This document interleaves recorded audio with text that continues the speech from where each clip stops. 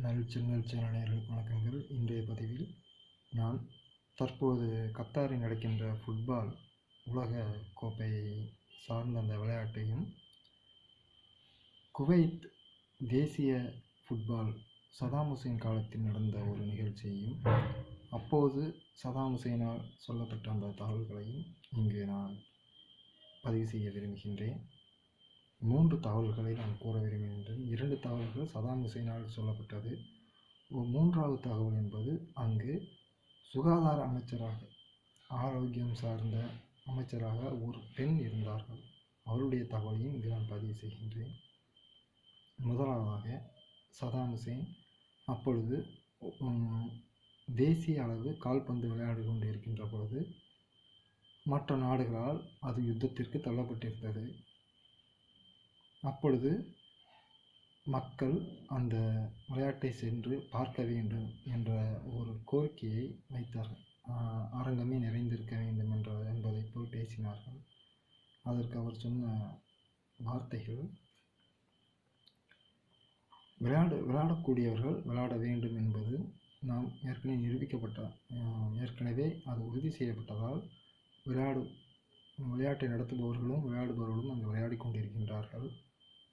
அரசு அதிகாரிகளுக்கும் அங்கு செல்வதற்காக யாருக்கெல்லாம் சட்ட ரீதியாக உள்ளதோ, தேவைப்படுகின்றதோ அவர்கள் சென்றிருக்கின்றார்கள். மற்றவர்களும் சென்று தேவையற்ற ஒரு உயிர் சேதம் ஏதாவது ஒரு காரணங்களால் நிகழ்ந்தால் அது அரசிற்கு பின்னடைவே. தேவையற்ற உங்களுடைய உயிரை இழக்கக்கூடாது. நீங்கள் தேசம் எவ்வளவு முக்கியமானதோ அதே போல் உங்களுடைய வாழ்வியலும் முக்கியமானது என்ற ஒரு கருத்தை அவர் பதிவு செய்திருந்தார். அடுத்ததாக அதே காலகட்டத்தில் இந்தியாவிலிருந்து ஒரு சமையல்காரர் சதாம் ஹுசேனுக்காக வேலை செய்திருந்தார் அவர்களுடைய மாளிகையில். அப்பொழுது அவர், நான் குவைத்துக்காக போராட விரும்புகின்றேன் என்று சொன்னார். இங்கே இருக்கின்றேன் என்று சொன்னார். அதற்கு அவர் சொன்ன வார்த்தைகள், நீ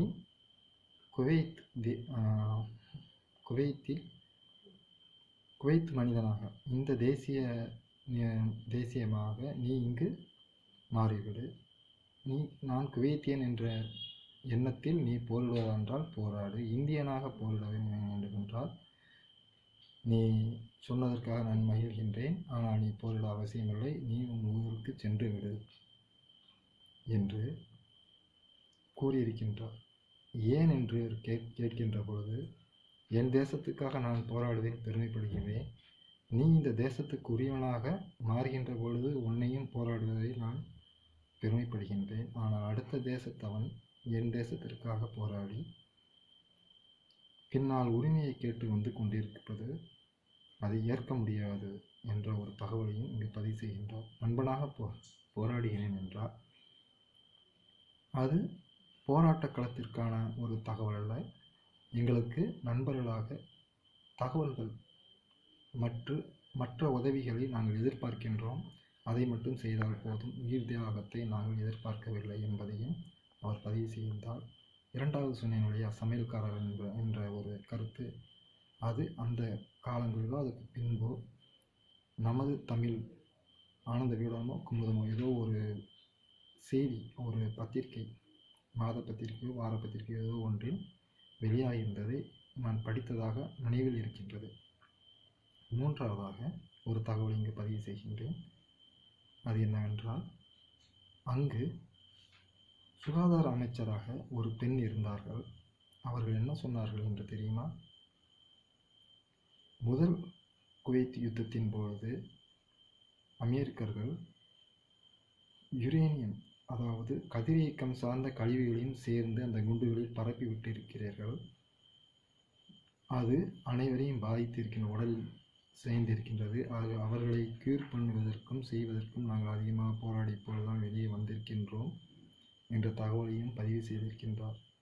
அதனால் என்னவோ இப்போது வரை இந்தியாவிற்கு ஒரு பகவத்சிங் தோன்றியதைப் போல் குவைத்திற்காக யாரும் தோன்றவில்லையோ என்ற ஒரு எண்ணம் தோன்றுகின்றது.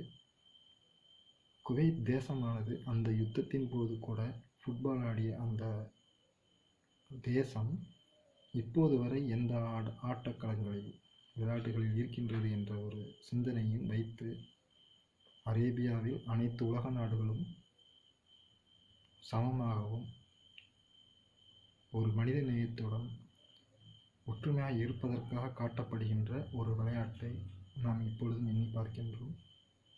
அங்கிருக்கின்ற பிரச்சனைக்குரிய பகுதிகளில் இருந்தும் மக்களும் அந்த சிந்தனைகளோடு அந்த ஒரு மகிழ்ச்சியோடு எதிர்காலங்களில் விளையாட வேண்டும் என்றும் ஒரு இந்தியனாகவும், ஏனென்றால் அந்த சமயத்தில் ராஜீவ் காந்தி ஆட்சி அதிகாரத்தில் உள்ள யுத்தங்களின் சமயங்களில் அப்பொழுது மருத்துவம் சார்ந்த பொருட்களை அனுப்ப வேண்டும் என்று அவர் அப்போது இருந்த பிரதமரிடம் வி.பி. சிங் அவர்களிடம் நினைக்கின்றேன் பேசி புரிய வைத்து மருந்துகளை அனுப்பி வைத்தார்.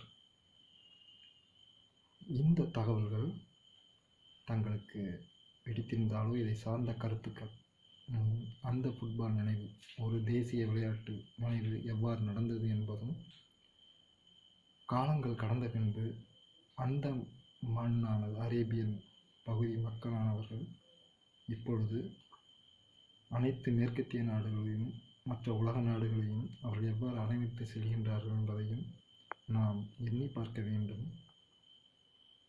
இது ஒரு எந்த கண்ணோட்டத்தில் பார்க்கிறோம் என்பதையும் அடுத்து எவ்வாறு நாம் இதை ஏற்றுக்கொண்டு செல்ல வேண்டும் என்பதையும் புரிந்து கொண்டு செயல்பட வேண்டும் என்பதை இங்கு கருத்தாக பதிவு செய்கின்றேன். இந்த கருத்துக்களின் மேல் தங்களுடைய மேலான கருத்துக்களும் தகவல்களும் தேவைப்படுகின்றன. பகிருங்கள். நன்றி.